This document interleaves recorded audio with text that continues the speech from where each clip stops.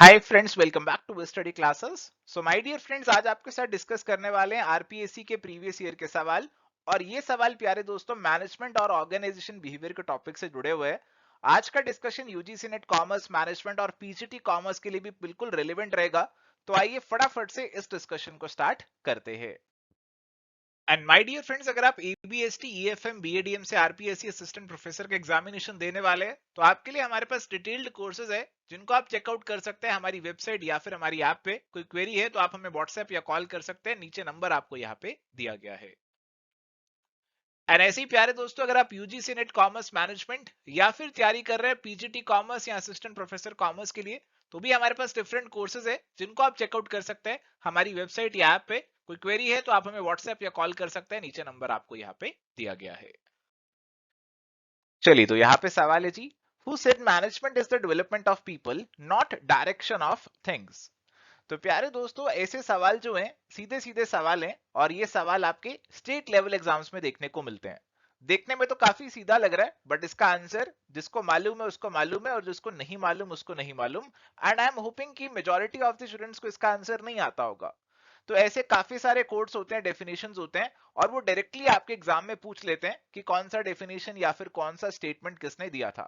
फिलहाल जो ये वाला स्टेटमेंट है ये लॉरेंस एप्ली ने दिया था। और ऐसे स्टेटमेंट्स को याद करने के लिए आपको बेसिकली क्या करना होगा, अपनी कॉपी में एक लिस्ट बनानी होगी। उसमें आप नाम लिख लिए, नाम लिख लो सारे, जैसे लॉरेंस एप्ली का नाम आप लिख लो और उसके साथ कीवर्ड लिख लो। कीवर्ड क्या लिखो आप? Management is the development of people. ठीक है, अगर आपने इतना वर्ड लिख लिया ना कि management is development of people, ऐसा इसने कहा है, तो ऐसी कोई स्टेटमेंट आएगी तो आप उसका आंसर दे पाएंगे। अदरवाइज आप ऐसे सवालों को कभी आंसर नहीं कर पाएंगे। चलिए, सवाल है, dash is not one of the steps in decision making process. तो अगर आपकी डिसीजन मेकिंग प्रोसेस की बात करें, उसके अंदर आपको कोई प्रॉब्लम को आइडेंटिफाई करना है, उसके सोल्यूशन ढूंढने हैं और बेस्ट सोल्यूशन को आपको इंप्लीमेंट करना है। डेलीगेटिंग द डिसीजन एक इसका स्टेप नहीं बनेगा, और इसीलिए यहां पे हमारा करेक्ट आंसर ऑप्शन नंबर 4 का हो जाएगा। चलिए, तो यहां पे सवाल है, dash is a communication that flows from a higher level to one or more lower levels in the organization. तो प्यारे दोस्तों, हमारी जो डाउनवर्ड कम्युनिकेशन होती है वो ऊपर से नीचे जाती है, हायर लेवल से लोअर लेवल पे जाती है, और इसीलिए करेक्ट आंसर यहां पे ऑप्शन नंबर 3 का हो जाएगा। चलिए, तो अगला सवाल है, एमबीओ मींस। तो एमबीओ बहुत ही सिंपल है, फुल फॉर्म आपसे पूछी जा रही है, तो एमबीओ का मतलब होता है मैनेजमेंट बाय ऑब्जेक्टिव। तो सीधा सीधा आप आंसर यहाँ पे ऑप्शन नंबर 2 का लगा सकते हैं। इसमें आपके मैनेजर और एम्प्लॉइज दोनों मिलकर ऑब्जेक्टिव्स को तय करते हैं और दोनों मिलकर उनको अचीव करने के लिए काम भी करते हैं। Expectancy theory of motivation was propounded by. तो सीधा सवाल है, विक्टर व्रूम ने दी थी जी हमें एक्सपेक्टेंसी थ्योरी ऑफ मोटिवेशन, जिसमें उन्होंने बात करी है वेलेंस, एक्सपेक्टेंसी और इंस्ट्रूमेंटेलिटी की। इसका जो आंसर बनने वाला है that is going to be option number 3। चलिए, तो यहां पे सवाल है, name the propounder of equity theory of motivation. तो इक्विटी थ्योरी ऑफ मोटिवेशन हमें जे स्टेसी एडम्स ने दी थी। तो करेक्ट आंसर तो ऑप्शन नंबर 3 बनेगा। तो इस थ्योरी के अंदर बेसिकली इक्विटी और इन इक्विटी की बात की जाती है। तो हमारे इंप्लॉय तब मोटिवेटेड होते हैं अगर उनको लगता है कि उन्होंने जो एफर्ट डाला उसके अकॉर्डिंग उनको इक्विटेबल आउटकम यहाँ पे मिल चुका है, और वो इसे औरों से कंपेयर भी करते हैं। तो करेक्ट आंसर यहाँ पे ऑप्शन नंबर 3 का ही बनेगा। चलिए, तो यहां पे सवाल है, planning is looking ahead and controlling is. तो प्लानिंग आगे की हम देख रहे हैं, आगे के लिए प्लान्स बना रहे हैं, और कंट्रोलिंग के अंदर हम जो पीछे काम करके आए हैं उसको इवेल्युएट कर रहे हैं, उसको स्टैंडर्ड से कंपेयर कर रहे हैं। तो आप कंट्रोलिंग को कहीं ना कहीं लुकिंग बैक बोल सकते हो। तो करेक्ट आंसर यहाँ पे ऑप्शन नंबर 2 का ही बनेगा। अगला सवाल बहुत ही सिंपल है, who is the father of administrative theory of management. तो साइंटिफिक थ्योरी ऑफ मैनेजमेंट और एडमिनिस्ट्रेटिव थ्योरी ऑफ मैनेजमेंट ये आपको मालूम होनी चाहिए। साइंटिफिक थ्योरी से आपके टेलर जी जुड़े हुए हैं और एडमिनिस्ट्रेटिव थ्योरी से आपको जुड़ा हुआ है हेनरी फ्योल। तो करेक्ट आंसर यहाँ पे बनने वाला है ऑप्शन नंबर 3 का। तो ये बहुत इंपॉर्टेंट फैक्ट है। इसके अलावा हेनरी फ्योल ने कौन सी किताबें लिखी थी, कौन सी कंपनी में वो काम करते थे, और कितने प्रिंसिपल्स उन्होंने दिए, ये सारी चीजें आपके एग्जामिनेशन के लिए काफी ज्यादा इंपॉर्टेंट है। The four systems of management in terms of leadership style are related to। तो आपको लीडरशिप स्टाइल जो है की टर्म्स में 4 मैनेजमेंट सिस्टम्स जो बताए हैं वो यहाँ पे बताए हैं रेंसिस लिकर्ट ने। तो उन्होंने आपको ये 4 सिस्टम बताए, exploitative authoritative system, benevolent authoritative system, consultative system और पार्टिसिपेटिव सिस्टम। तो 4 मैनेजमेंट सिस्टम्स या 4 लीडरशिप स्टाइल्स की उन्होंने यहां पे बात करी है। करेक्ट आंसर यहां पे ऑप्शन नंबर 4 रेंसिस लिकट का बनेगा। चलिए तो अगला सवाल है, Porter and Lawler model of performance and satisfaction is related to. तो पॉटर एंड लॉलर मॉडल आपको वैसे ही नाम सुनते पता चल गया होगा कि ये मॉडल जो है वो आपकी मोटिवेशन से जुड़ा हुआ है। तो correct answer is going to be option number 3। तो यहाँ पे परफॉर्मेंस सेटिस्फेक्शन को लेकर इन्होंने एक बहुत ही कॉम्प्लेक्स सा प्रोसेस बनाया हुआ है, डायग्राम बनाया हुआ है, और ये आपके मोटिवेशन को एक्सप्लेन करता है। करेक्ट आंसर इसीलिए ऑप्शन 3 मोटिवेशन ही बनेगा। चलिए सवाल है, characteristic of business ethics is. Dynamic philosophy, यानी कि जो फिलॉसफी है इसमें कुछ कुछ चेंजेस आते रहते हैं, हो सकता है पहले कुछ गलत हो और अभी कुछ हद तक उसे एक्सेप्टेबल मान लिया जाता हो। इन्फ्लुएंस्ड बाय सोशल वेलफेयर, तो एथिक्स की बात करते हैं तो सोसाइटी का वेलफेयर तो आ ही जाएगा। इन्फ्लुएंस्ड बाय ह्यूमन एस्पेक्ट्स, तो अगेन ह्यूमन एलिमेंट भी यहाँ पे जरूर आ जाएगा। तो correct answer would include all of the above. तो ऑप्शन नंबर 4 यहाँ पे आपका करेक्ट आंसर होना चाहिए। चलिए तो यहाँ पे एक स्टेटमेंट आ चुकी है हमारे पास, ये स्टेटमेंट आपको पढ़नी है और बताना है किसने ये स्टेटमेंट दी है। I like the dreams of the future better than the history of the past, who said this statement. तो ये तो बहुत ही ज्यादा फैक्चुअल सवाल है, मुझे नहीं लगता इसका आंसर किसी को आता होगा। ये स्टेटमेंट आपकी थॉमस जेफरसन ने यहाँ पे दी थी। चलिए अगला सवाल, which one of the following is not the elements of organizational culture. तो हमारी जो ऑर्गेनाइजेशन का कल्चर है वो अलग अलग चीजों में झलकता है। जैसे ऑर्गेनाइजेशन में जो आर्टिफैक्ट्स पड़े हुए हैं, ऑर्गेनाइजेशन में जो लोग काम कर रहे हैं उनकी वैल्यूज क्या हैं, उनकी अजम्पशंस क्या हैं, तो ये सारी चीजें आपके ऑर्गेनाइजेशन के कल्चर को दर्शाती हैं। आपकी जो स्ट्रेटेजी है वो इसका कोई डायरेक्ट एलिमेंट नहीं बनता है, इसलिए ऑप्शन नंबर 1 यहाँ पे हमारा करेक्ट आंसर बनेगा। अगर आपने ऑर्गेनाइजेशन कल्चर पढ़ा हुआ है तो आई थिंक आपने आसानी से इसका आंसर लगा लिया होगा। अगला सवाल है, Q theory of management is related to. अब ये जो क्यू थ्योरी ऑफ मैनेजमेंट की बात इन्होंने करी है ये मुझे स्पेसिफिकली तो कहीं नहीं मिली, बट मेरे को यहाँ पे क्यू मेथोलॉजी का जिक्र मिला, जो कि इस्तेमाल की जाती है जब हमें कुछ पार्टिसिपेंट्स के व्यू पॉइंट्स की स्टडी करनी होती है। तो इसीलिए हम कहीं ना कहीं हमें पार्टिसिपेंट्स के कल्चरल बैकग्राउंड से जोड़ सकते हैं, कल्चरल एनवायरमेंट से इसे लिंक कर सकते हैं। बट मेरे हिसाब से सवाल में थोड़ी सी एम्बिग्यूटी मुझे जरूर लगी और इसका 100% एक्यूरेट आंसर मुझे नहीं मिल पाया। अगर आपके पास कोई इसका सोर्स या कोई इसके बारे में जानकारी है तो आप मेरे साथ जरूर शेयर करना वीडियो पे कमेंट करके। चलिए तो यहाँ पे सवाल है, which of the following is not considered as a leadership style. Free rein leadership style, society oriented leadership style, democratic leadership style या फिर autocratic leadership style. So my dear friends, इनमें से आपके पास सोसाइटी ओरिएंटेड लीडरशिप स्टाइल नहीं होता है, उसे हम कोई कंसीडर नहीं करते हैं। बाकी फ्री रेन, डेमोक्रेटिक, ऑटोक्रेटिक हमारे पास होता है, और इसीलिए करेक्ट आंसर यहाँ पे ऑप्शन नंबर 2 हमारे पास बनेगा। चलिए सवाल है, total quality management focuses on. तो TQM, देखो इस टोटल क्वालिटी मैनेजमेंट का जो टेक्निक है उसका अल्टीमेट मकसद क्या होगा। अल्टीमेट मकसद तो ऐसा होगा कि क्वालिटी को बढ़ाएं और कस्टमर को सेटिस्फाई करें। तो correct answer is going to be option number 1, customer satisfaction. Total quality management launched firstly in which country. तो कौन सी कंट्री से इसकी शुरुआत हुई थी। तो प्यारे दोस्तों, इसकी शुरुआत जो है वो जापान से हुई थी।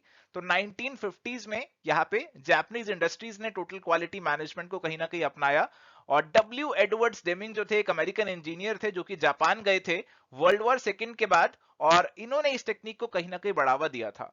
तो करेक्ट आंसर यहाँ पे ऑप्शन नंबर 4 जापान का बनेगा। Interpersonal conflict occurs in one of the following form. तो इंटरपर्सनल का मतलब है एक पर्सन का दूसरे पर्सन के साथ कन्फ्लिक्ट या झगड़ा। गोल कन्फ्लिक्ट, तो goal conflict, vertical conflict, role conflict या फिर लॉन्ग कन्फ्लिक्ट। अब देखो यहाँ पे गोल कन्फ्लिक्ट, एक ही पर्सन के गोल्स में भी कन्फ्लिक्ट हो सकता है। आपके दो गोल हो सकते हैं जो कि आपस में कन्फ्लिक्ट कर रहे हो, और ऐसे आपके दो रोल हो सकते हैं जो कि आपस में कन्फ्लिक्ट कर रहे हो। बट अगर हम वर्टिकल कन्फ्लिक्ट की यहाँ पे बात कर रहे हैं तो वर्टिकल कन्फ्लिक्ट का मतलब है कि जैसे आपका बॉस है और आप उसके नीचे काम कर रहे हैं, आप उसके जूनियर हैं, तो आप दोनों के बीच में यहाँ पे कन्फ्लिक्ट हो गया तो हम उसे वर्टिकल कन्फ्लिक्ट बोल सकते हैं। तो ये आपका इंटरपर्सनल हो गया क्योंकि दो लोगों के बीच में कन्फ्लिक्ट हो रहा है, और इसीलिए करेक्ट आंसर यहाँ पे ऑप्शन नंबर 2 का हमारे बन जाएगा। Option 2, vertical conflict would be the correct answer. चलिए सवाल है, technique of conflict resolution is expansion of resource, inventory, program evaluation, none of these. आपको कन्फ्लिक्ट को रिजॉल्व करवाना है तो उसके लिए आप इनमें से कौन सा टेक्निक फॉलो कर सकते हैं। तो जैसे मैं आपको एग्जांपल देता हूं कि हमारा जो कन्फ्लिक्ट हुआ है वो इस चीज को लेकर हुआ है कि हमारी ऑर्गेनाइजेशन के पास केवल 10 करोड़ रुपए हैं और हमारे पास दो प्रोजेक्ट हैं, उन दोनों प्रोजेक्ट में से हम दोनों नहीं कर सकते हैं। तो एक मैनेजर कह रहा है 1 करना है, एक कह रहा है 2 करना है। तो अभी क्या है कि इनके बीच में कन्फ्लिक्ट हो गया है। तो इस कन्फ्लिक्ट को रिजॉल्व कराना है तो कैसे करेंगे? आप 10 करोड़ की बजाय अपने रिसोर्सेज को बढ़ाकर 20 करोड़ कर लो तो ये कन्फ्लिक्ट रिजॉल्व हो जाएगा। तो आप दोनों प्रोजेक्ट यहाँ पे कर सकते हो। तो expansion of resources can be one of the way to resolve the conflicts, और इसीलिए करेक्ट आंसर यहाँ पे हमारे पास ऑप्शन नंबर 1 जो है वो बनेगा। The term grape vine is used in, तो ग्रेप वाइन जो है उसका इस्तेमाल किया जाता है इनफॉर्मल कम्युनिकेशन के अंदर। तो correct answer is going to become option number 2। Corporate governance deals with, तो कॉर्पोरेट गवर्नेंस का मतलब है कि एक कंपनी को किस तरीके से गवर्न किया जाए, चलाया जाए। और अगर कंपनी को गवर्न करना है तो उससे जुड़े हुए स्टेक होल्डर्स का भी ध्यान रखना है। इसके अंदर आपकी सोसाइटी, आपके एम्प्लॉयज, ऑर्गेनाइजेशन तो आ ही जाएगी, सभी आ जाएंगे। तो correct answer option number 4 all of the above का यहां पे बन जाएगा। In the components of management information system is not include, तो आपकी MIS जो है उसके कंपोनेंट्स में क्या नहीं आएगा? क्योंकि MIS है तो आपका मैनेजमेंट तो आएगा ही आएगा, इंफॉर्मेशन भी आएगा, सिस्टम भी आएगा, ठीक है ना। तो यहाँ पे बचा क्या हमारे पास? यहाँ पे बचा जॉब ट्रेनिंग। तो जॉब ट्रेनिंग को यहां से निकाल देते हैं। तो करेक्ट आंसर ऑप्शन नंबर 4 यहाँ पे हो जाएगा। The committee name on corporate governance which was appointed by SEBI on 7 मई 1999, तो 1999 में सेबी ने जो कॉर्पोरेट गवर्नेंस की कमेटी बनाई थी वो थी KM बिरला, कुमार मंगलम बिरला कमेटी। तो करेक्ट आंसर यहां पे ऑप्शन नंबर 4 का बन जाएगा। Collective information in management information system retrieved, अभी क्या है कि ये स्टेटमेंट जो है ना मुझे इतनी ज्यादा क्लियर नहीं हो रही है, और मेरे को लग रहा है कि ये कह रहे हैं कि मैनेजमेंट इंफॉर्मेशन सिस्टम की जो जानकारी है और वो जानकारी किसके लिए मददगार हो सकती है, शायद ऐसा कुछ कहने की कोशिश कर रहा है। क्योंकि इन्होंने जो ऑफिशियल आंसर की में आंसर दिया that is option number 4 manager. Management information system जुड़ा तो मैनेजर से ही होता है और इन्होंने ऑप्शन 4 का आंसर दिया।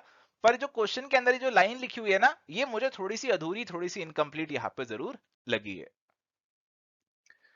Dash helps in overcoming resistance to change, तो अगर कोई चेंज को ऑप्ट नहीं करना चाह रहा है, रेजिस्ट कर रहा है, तो आप उसे कैसे मना सकते हैं? आप उसे एजुकेट कीजिए कि चेंज से आपका फायदा होगा। आप उससे कम्युनिकेट कीजिए उसकी जो यहाँ पे जो उसके माइंड में ऐसा कुछ आ रहा है कि चेंज को नहीं फॉलो करना चाहिए, जो भी उसके अगेंस्ट बातें चल रही हैं, चेंज के अगेंस्ट बातें चल रही हैं उसके माइंड में, आप उनको कहीं ना कहीं रिजॉल्व करने की कोशिश कीजिए।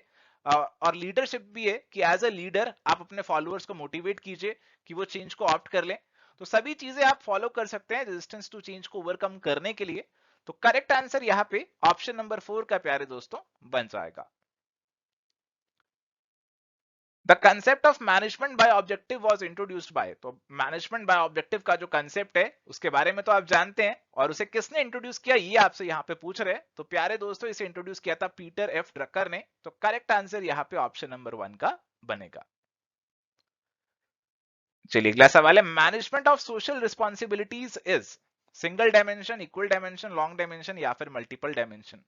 देखो अगर हम समाज के प्रति जिम्मेदारियों की बात करते हैं, एक कंपनी की, मैनेजमेंट की समाज के प्रति जिम्मेदारियां जो है दे आर मल्टी डायमेंशनल, यानी कि इसमें काफी लोगों के प्रति जिम्मेदारी आपकी आ जाती है। आपकी यहाँ पे समाज के अंदर कस्टमर्स हैं, एनवायरमेंट है, गवर्नमेंट है, बहुत सारी चीजें हैं, सबके प्रति आपकी जिम्मेदारियां आ जाती हैं। तो इट हैज मल्टीपल डायमेंशंस। तो ऑप्शन नंबर 4 जो है वो यहाँ पे सही आंसर बनेगा। चलिए अगला सवाल, meaning of conflict to all kinds of opposition और एंटेगोनिस्टिक इंटरेक्शन डिफाइंड बाय। तो अगेन कन्फ्लिक्ट की डेफिनेशन के ऊपर सवाल है। तो इस तरीके से कन्फ्लिक्ट को किसने डिफाइन किया था? इस तरीके से कन्फ्लिक्ट को डिफाइन किया था स्टीफन पी रॉबिन्स ने। उन्होंने कहा था कि कन्फ्लिक्ट के अंदर सभी तरीके का ऑपोजिशन या फिर एंटेगोनिस्टिक इंटरेक्शन जो है ना वो आ जाएगा। तो यहाँ पे करेक्ट आंसर ऑप्शन 4 बनेगा। तो अगेन जो भी डेफिनेशंस आप पढ़ रहे हैं उनकी आपको एक लिस्ट जरूर बनानी पड़ेगी, ताकि आप एग्जाम से 1-2 दिन पहले उन्हें देख कर जाएं, ताकि एग्जाम में आप इन डेफिनेशन के बेसिस पे अपना करेक्ट आंसर जरूर लगा लें। चलिए अगला सवाल, decision making is the selection based on some criteria from 2 और more possible alternatives defined by. तो डिसीजन मेकिंग जो है उसकी एक डेफिनेशन आपको दे दी है, और ये डेफिनेशन किसने दी है ये आपसे यहाँ पे पूछा जा रहा है। और डेफिनेशन के ऊपर आपको जो फैक्चुअल सवाल है अगेन पूछ लिया गया है यहाँ पर, और ये डेफिनेशन आपको जो गिवन है it is given by George R Terry. तो करेक्ट आंसर यहाँ पे ऑप्शन नंबर 3 का बन जाएगा। चलिए next question is profession is related to. तो प्यारे दोस्तों जो प्रोफेशनल होते हैं वो अपनी फील्ड के स्पेशलिस्ट होते हैं। तो प्रोफेशन आप स्पेशलाइजेशन से यहां पे लिंक कर सकते हो कि जो भी प्रोफेशनल होगा वो अपनी फील्ड का स्पेशलिस्ट होगा। जैसे जो सीए है वो अपनी जो अकाउंट्स वाली फील्ड है, टैक्सेशन वाली फील्ड है, उसका कहीं ना कहीं स्पेशलिस्ट होगा। जो इंजीनियर है वो अपनी डोमेन का स्पेशलिस्ट होगा। तो इस तरीके से आप प्रोफेशन को स्पेशलाइजेशन से जोड़ सकते हैं। तो करेक्ट आंसर ऑप्शन नंबर 2 यहाँ पे बनेगा। चलिए तो यहाँ पे सवाल है डेलीगेशन ऑफ अथॉरिटी इन्वॉल्व्स। तो अगर आप किसी को अथॉरिटी डेलीगेट कर रहे हैं तो यहाँ पे आप क्या कर रहे हैं, इंस्पायर कर रहे हैं उसे, उसे ड्यूटीज दे रहे हैं और साथ ही उसे अथॉरिटी भी दे रहे हैं उन ड्यूटीज को पूरा करने की। और span of control, organization, behaviour. तो प्यारे दोस्तों सीधा सीधा आंसर ऑप्शन नंबर 2 का है। डेलीगेशन का मतलब है कि आप किसी को ड्यूटी दे रहे हैं, असाइन कर रहे हैं और साथ ही उसे अथॉरिटी भी दे रहे हैं ताकि वो काम कर सके। तो option number 2 would be the correct answer. चलिए अगला सवाल है the practice of management book was written by. तो ये आपको सीधा सीधा सवाल पूछा और जितने भी इंपॉर्टेंट आपके मैनेजमेंट के थिंकर्स हैं उन्होंने जो भी किताबें लिखी हैं उनकी लिस्ट आपको बना लेनी है और वो लिस्ट आपको याद करके जानी है। हमने भी एक लिस्ट आपको अपने कोर्स में जरूर प्रोवाइड की हुई है, आप उसे भी फॉलो कर सकते हैं। तो ये किताब प्यारे दोस्तों आपकी पीटर एफ ड्रकर ने लिखी थी और इसीलिए यहाँ पे जो करेक्ट आंसर बनेगा that is going to be option number 4। चलिए सवाल है who has developed the hierarchy of need motivation theory. तो hierarchy of need motivation theory जो है वो अब्राहम मास्लो ने दी है और उन्होंने बताया कि एक हायरार्की हम फॉलो करते हैं। सबसे पहले फिजियोलॉजिकल नीड्स आती है, फिर हमारी सेफ्टी या सिक्योरिटी नीड्स आती है, फिर सोशल नीड्स आती है, फिर हमारी एस्टीम नीड्स आती है, फिर सेल्फ एक्चुअलाइजेशन नीड्स आती है। तो इस तरीके की सीक्वेंस की बात उन्होंने यहाँ पे करी है, एक हायरार्की की बात उन्होंने करी है। तो correct answer would be option number A. Basic and primary function of management is. तो मैनेजमेंट का प्राइमरी फंक्शन यानी कि सबसे पहले वाला फंक्शन कौन सा है वो आपको बताना है और आप सभी जानते हैं planning is the primary function of management. Planning के बाद ही बाकी के सभी फंक्शंस को परफॉर्म किया जाता है। तो correct answer would be option number 3। चलिए यहां पे सवाल है कोऑर्डिनेशन इज रिलेटेड विद। तो कोऑर्डिनेशन किससे जुड़ा हुआ है, unity of command, unity of action, unity of direction, unity of organization. देखो अगर हम कोऑर्डिनेट करके काम करेंगे तो हम किसी काम को बेहतर ढंग से कंप्लीट कर सकते हैं। तो यहाँ पे देखो कोऑर्डिनेशन के लिए आपका जो जो भी आप काम कर रहे हैं उसमें यूनिटी ऑफ एक्शन होना चाहिए, यानी कि सबका जो गोल है, सबका जो पर्पस है वो कॉमन होना चाहिए, तभी कोऑर्डिनेशन कर पाएंगे। अगर सबके गोल्स अलग अलग होंगे तो कोऑर्डिनेशन नहीं कर पाएंगे। तो अगर आपको एक डायरेक्शन में काम करना है उसके लिए कोऑर्डिनेशन बहुत जरूरी है। तो coordination is the binding force जो इंश्योर करती है कि हमारे जो भी सभी एक्शंस ऑर्गेनाइजेशन में परफॉर्म हो रहे हैं they are aimed at achieving the overall goals of the organization. तो कोऑर्डिनेशन का कहीं ना कहीं ये काम है और इसीलिए option 2 is the perfect answer. Option 2 से आप इसे मैच कर सकते हैं। हालांकि बाकी ऑप्शन को भी कहीं ना कहीं कोऑर्डिनेशन से जोड़ना चाहो तो जोड़ सकते हो, बट ऑप्शन नंबर 2 जो है ना that is the best possible answer. चलिए सवाल है जी who has given 14 principles of management. अरे ये तो बहुत ही आसान सवाल है। हेनरी फ्योल ने दिए 14 principles of management. Option 2 answer होगा सीधा सीधा। एथिक्स में बी डिफाइंड एज। तो एथिक्स क्या चीज है, एथिक्स हमारे पास हमें सही गलत बताते हैं, हमारा कोड ऑफ कंडक्ट है कि क्या काम करना है क्या नहीं करना, क्या सही है क्या गलत है। तो कोड ऑफ कंडक्ट से आप इसे यहाँ पे जोड़ सकते हैं। हालांकि ज्यादा अप्रोप्रिएट वर्ड रहता है कोड ऑफ एथिक्स का, बट फिर भी इन्होंने वो ऑप्शन नहीं दिए तो कोड ऑफ कंडक्ट को आप यहाँ पे अपना आंसर मान सकते हैं। ऑप्शन 2 को आंसर हम यहाँ पे लगा सकते हैं। Factor causing unethical conduct in management. तो इनमें से कौन से फैक्टर की वजह से मैनेजमेंट का कंडक्ट गड़बड़ा सकता है, अनएथिकल हो सकता है। Government policies, fair competition, economic greed या सोशल वैल्यूज। तो इकोनॉमिक ग्रीड यहाँ पे आंसर बनेगा। तो अगर आपकी जो मैनेजमेंट है वो लालची हो जाती है तो फिर उस केस में यहाँ पे वो सही एथिकल ढंग से काम नहीं करेगी, उसका कंडक्ट अनएथिकल हो जाएगा। तो करेक्ट आंसर यहाँ पे ऑप्शन नंबर 3 जो है वो बन जाएगा। चलिए तो प्यारे दोस्तों यहाँ पे अगला सवाल है communication is an exchange of. तो कम्युनिकेशन के अंदर आप क्या एक्सचेंज करते हैं, आप जानकारी एक्सचेंज करते हैं, अपनी फीलिंग्स, अपने आइडियाज, अपने ओपिनियंस को एक्सचेंज करते हैं। तो correct answer would become option number 4 all of the above, क्योंकि ये सारी चीजें कम्युनिकेशन के अंदर एक्सचेंज हो जाती हैं। अगला सवाल है situational model of leadership was developed by. तो सिचुएशनल लीडरशिप मॉडल जैसे आप यहां पे देख रहे हैं एक तरफ आपको सपोर्टिव बिहेवियर, एक तरफ डायरेक्टिव बिहेवियर देखने को मिल रहा है, और यहाँ पे आपको 4 स्टाइल्स भी देखने को मिल रहे हैं, डायरेक्टिंग, कोचिंग, सपोर्टिंग और डेलीगेटिंग। तो ये वाला जो मॉडल है ना सिचुएशनल लीडरशिप का, इसे पॉल हर्से और केन ब्लैंकार्ड ने डेवलप किया था। तो करेक्ट आंसर यहाँ पे आपका ऑप्शन नंबर 1 का बनेगा। तो ये आपको बताता है कि आपको कौन सा स्टाइल कब फॉलो करना चाहिए डिपेंडिंग ऑन आपकी सिचुएशन क्या है।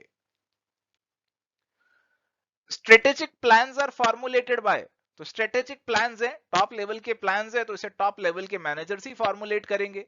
तो करेक्ट आंसर यहाँ पे आपका ऑप्शन नंबर 3 जो है ना वो बन जाएगा। प्रिंसिपल्स ऑफ मैनेजमेंट आर, जो मैनेजमेंट के प्रिंसिपल्स हैं, they are dynamic, they are universal, they are flexible, all of the above. तो प्यारे दोस्तों, मैनेजमेंट के प्रिंसिपल यूनिवर्सल भी हैं, फ्लेक्सिबल भी हैं और डायनामिक भी हैं। तो करेक्ट आंसर यहाँ पे आपका option number 4 all of the above का बन जाएगा। तो मैनेजमेंट के प्रिंसिपल्स के जो फीचर्स है वो आपको मालूम होने चाहिए। Which management thinker received the Nobel Prize for Economics in 1978? तो इनमें से कोई एक मैनेजमेंट के ऐसे थिंकर है जिनको नोबेल प्राइज भी मिला है 1978 के अंदर, और ये थिंकर जो है इनका नाम है यहाँ पे हर्बर्ट साइमन। तो हर्बर्ट साइमन ने डिसीजन मेकिंग को लेकर अपनी काफी बातें बताई थी, डिसीजन मेकिंग प्रोसेस कैसे होता है उसको लेकर काफी चीजें बताई थी, और इसी के लिए उनको यहाँ पे नोबेल प्राइज भी मिला था।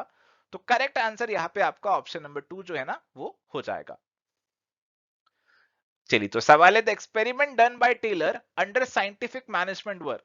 तो टेलर ने क्या क्या यहाँ पे एक्सपेरिमेंट्स किए थे?